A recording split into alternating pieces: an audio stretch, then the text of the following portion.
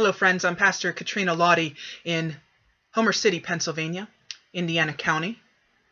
I was blessed to be able to take part in a gathering for justice on Sunday with many of my brothers and sisters, both in faith and in the community.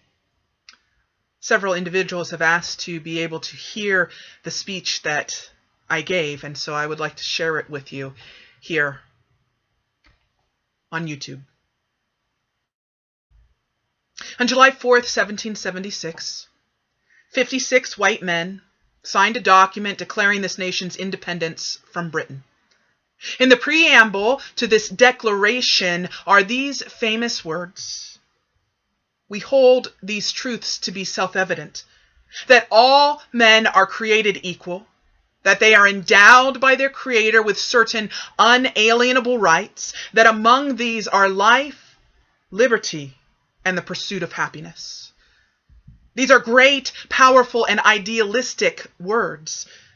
The problem is, these words were only meant to apply to white men.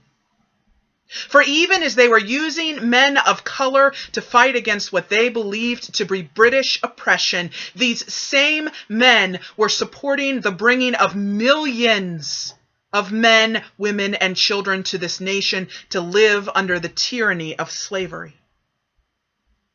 Our nation was founded upon the evils of racism.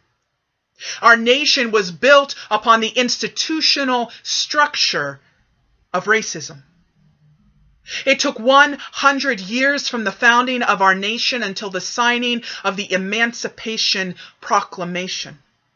It took another 100 years until the signing of the Civil Rights Act.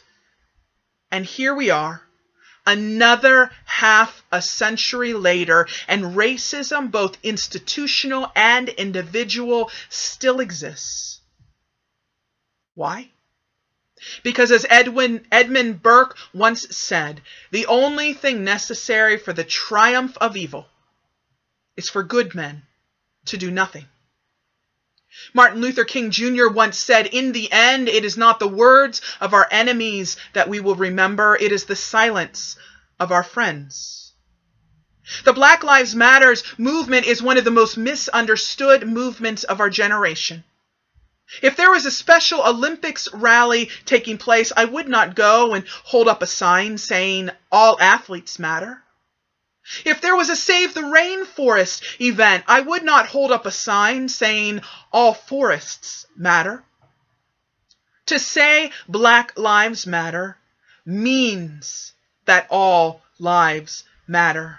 Saying Black Lives Matter simply means Black Lives Matter as much, not more. My heart breaks for those whose businesses were vandalized or even destroyed during the recent riots. My heart bleeds for the officers putting their lives at risk to bring peace and order. But what we must realize is that we have a common enemy. The enemy is not a person, not a black man, and not a police officer. The enemy is the evil of a system built to oppress people of color. All suffering and all oppression are interconnected. And until we work together to fight the real enemy instead of fighting one another, we will all continue to suffer. But I see an incredible hope.